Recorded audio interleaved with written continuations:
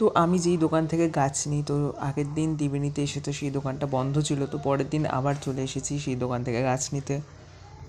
So hello guys, কেমন আছো তোমরা?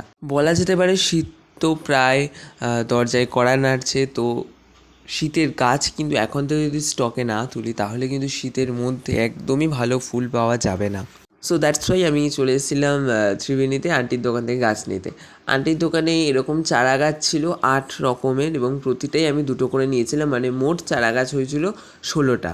এখনও আরও কিছু গাছ অর্ডার দিয়ে এসেছি, যেমন ধরো তোমার গোলাপ, প্যান্সি, ইমপ্রেশন, এগুলো এখনও ছিল না, এগুলো অর্ডার দিয়ে এসেছি, এগুলো চলে আসবে। এছাড়াও নিয়েছি একটা গাঁদা, একটা না 2টো ইনকা ভ্যারাইটির গাঁদা, একটা চন্দ্রমল্লিকা, 3টে ডালিয়া, একটা ফাঙ্গিসাইড।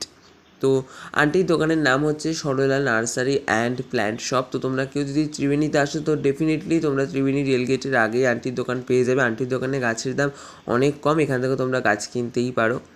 পরের দিন সকালে সমস্ত চারা গাছগুলোকে আমি বালিতে করে একদম ছাওয়ায় রেখে দিয়েছি, আর ভার্মি কম্পোস্টটাকেও রোদে দিয়েছি। আর তোমাদের শীতের ছাদ বাগানের খবর কি? অবশ্যই কমেন্ট করো।